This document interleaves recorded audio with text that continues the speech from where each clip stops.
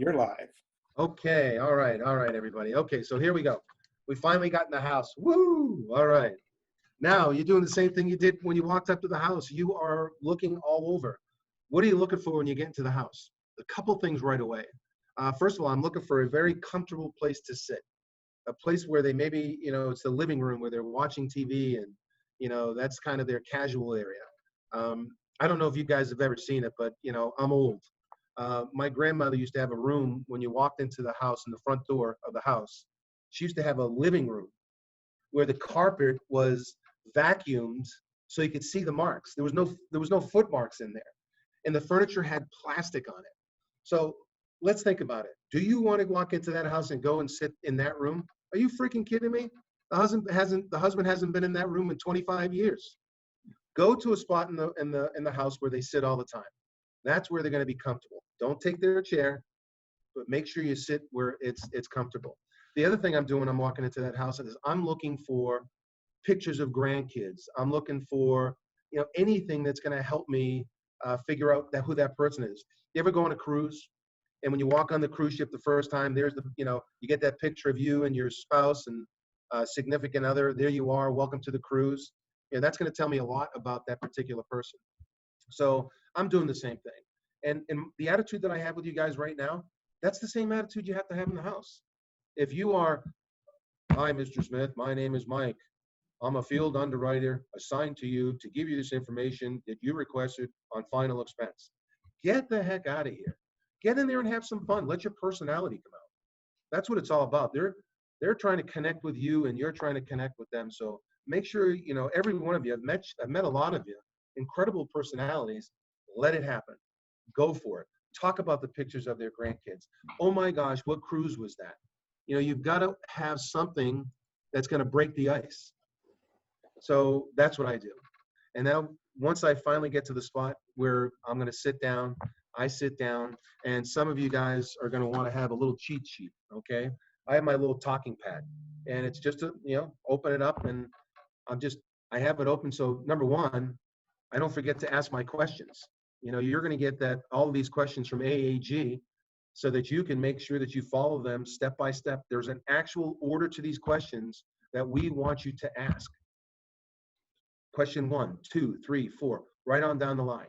So now I'm sitting down with the client, and I'm going to go ahead and see if I can get some help here from Mr. Powers again. And I'm going to go right down the questions with you guys. And as I ask these questions, I'm going to go ahead and kind of tell you the reason why I'm going to do that. So, okay, Mr. Powers, are you on? I am. All right, Mr. Powers, where are you from originally? I'm from Iowa. Oh my gosh, Iowa. Okay, so right away, what does that tell us? Somebody from the Midwest. That should tell you a little bit about who that person is. Somebody's from Massachusetts, well, they're a bunch of morons. They're a bunch of knuckleheads. Somebody from the Midwest, they're what? What are they considered? They're what kind of compassionate? They listen. They'll so you've got somebody from the South, you got to explain it to them a little bit more. Somebody from California, what kind of a person that is that? I have no idea. I've never been to California, and I've never knocked on a door in California, so that's something that you guys are going to have to figure out. But in any case, where they're from originally, there's a story behind that. How the heck did you end up here? What was the reason why you moved, to Phoenix? So have some fun with that. You're going to find out that a lot of these questions are going to be, it's going to be long-winded, but this is the warm-up. Understand that, we just get in the house. Now you're in the most important part of the sale is the warm-up right now. So take your time, relax a little bit. I've got my talk pad open, so I'm taking some notes. I'm writing down that he's from Indiana. What comes from, what did you say, Indiana or Iowa? Iowa. Oh my gosh. What's that college out there, Mr. Powers, Iowa? The University of Iowa. The University of Iowa. Oh my gosh. What's their mascot? We're the Hawkeyes. The Hawkeyes. When I think of Hawkeye, what do you think of? You think of Iowa, right? You think of the school. I think of MASH. Oh my gosh, am I old, Mr. Powers? But that's what I'm doing. I want to have some fun with the questions. Again, this is an opportunity for you to learn about this prospective client of yours. Question number 2, How long have you lived here, Mr. Powers? We've been, we transitioned for a while, but we've been down here for 5 years now. Okay. Um, why is that? Why is that an important question? What are we looking for there? What we're looking for there is, number one, if they've been there for 10, 15, 20 years, they've got roots. They're there. They probably have family that live near them. If I find somebody who's been there for under a year, there's a lot of different things. They're not familiar with the area. They may not be familiar with the hospitals or the doctors. The other big thing is, typically when in Florida or in Arizona, you get snowbirds, right? You get a snowbird that comes over for the winter, or they finally make that final transition and say, you know what, we're just going to live out here. So if somebody's just sold, their real estate in Massachusetts or Iowa, and now they come to Phoenix, they're not going to, if they sold their house for $300,000, you think they're going to buy a property in Phoenix for $300,000? Probably not. Maybe they're going to spend 120, 150. They're downsizing. What does that mean? Yeah, that means that there's some money out there that you may be able to talk about later that we could use for an annuity contract. So again, that's the reason why we want to ask all these questions. Those are the reasons behind it. Mr. Powers, hey, do you and your wife, you told me that you've lived here for 5 years, so I'm assuming you're here year round? We are now, yes. Okay, that's great. I other than the fact that it's 150 degrees out here in Phoenix, I can understand the reason why you did it. Good for you guys. That's great. Next question. Do you have family that live in the area? I don't. They're all back in Iowa still. Well, that's a good thing and a bad thing, right? Good thing is they're all back in Iowa. Bad thing, it's nice to have family around just in case something were to happen. So let's go ahead and say in this scenario that Mr. Powers has lived here for a long time, and he absolutely has family in the area. So, Mr. Powers, do you have family that live in the area? We do. We've raised our family here. It's been great. That's good. I mean, I'll tell you what, that's awesome. It's so nice having family close by. When it comes to having family close by, do any of your kids help you with any decisions that you make here in your house? I have my oldest son kind of helps me with a few things. Okay. Mhm. Okay, ladies and gentlemen, what did we just find out? We just found out that we now need to get the son involved, right? You're not going to be able to do anything until you get that son involved. You want to be courteous to these people, and how nice is it to find out on question number 5 that there's somebody else that's going to make the decision for him. So that's where this has to, that's the best time to find this information out.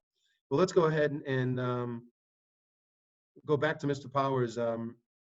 You have family that lives in the area. That's wonderful. Do any of your kids help you make any of your own decisions? No, I don't let them know my finances. That's pretty private between my wife and I. So. Well, that's good. That's good.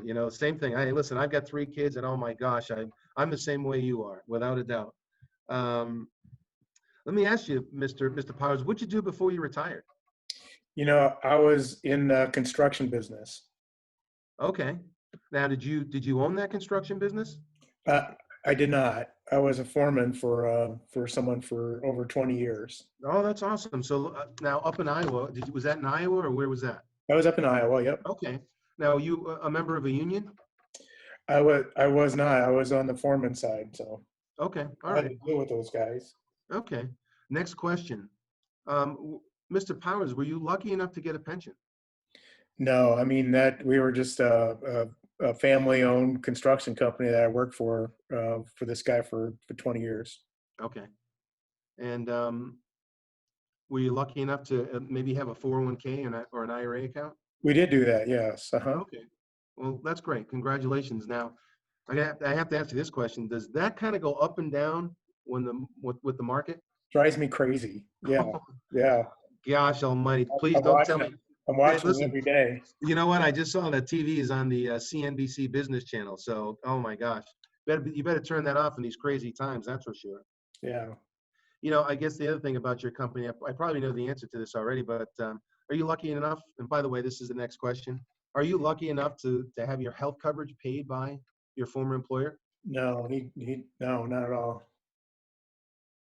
I have Medicare right now. You have Medicare. Well, hey, Medicare is a great program. I've been working with Medicare for a long time, and I'll tell you what, if they can just keep their hands away from it, it's a great program. But you of course you have to get something else that goes with it. Now don't get mad at me. Now I do have this card right here, Mr. Powers. It says that you're 79 years old. Is that correct? It is, yeah.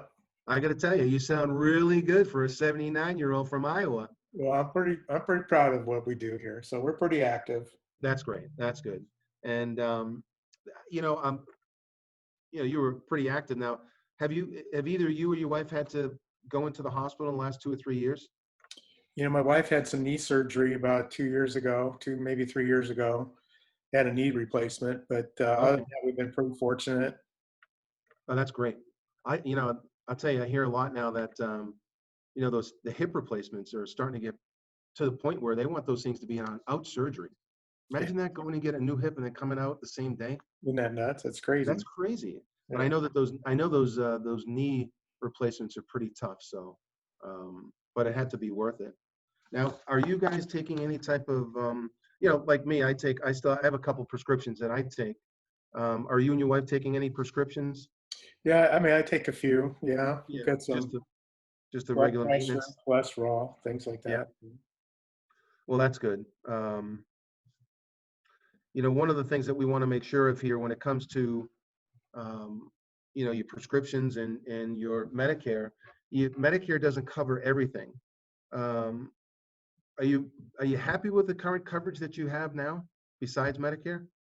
Yeah, I mean, it seems like it changes every year a little bit, but yeah, What's the name of the current company that you have? it's Mutual of Omaha. Mutual of Omaha.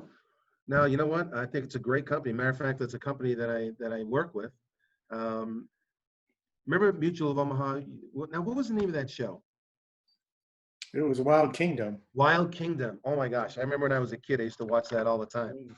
Um, that's great. Is there an expense that goes with that? Do you and your wife have to pay a premium for Yeah, that? we both pay a premium every month for that program. Oh, no kidding. Yeah. Oh, okay. Has anybody from Mutual of Omaha been out recently to go over the changes in Medicare for 2020 with you? Yeah, I think I got that back in Iowa. I haven't talked to anybody down here. Oh my gosh, you got to be kidding me. Really? Well, one of the things I'm going to do for you today is I'm going to help you understand Medicare because, Medicare and Social Security are kind of hand in hand. And with that, we're going to make sure that you understand how it works and some of the options that you have here in Phoenix when it comes to Medicare and, what are your Medicare options? Believe it or not, there are some companies here that have a zero premium.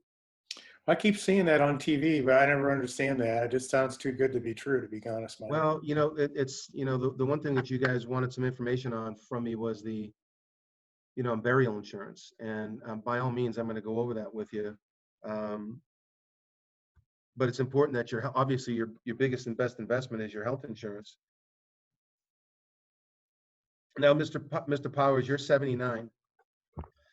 Have you started taking your required minimal distribution? Yeah, they make me do that, right? Oh yeah, right, boy. You know what the penalty is if you forget to do that? I don't know. It's 50%.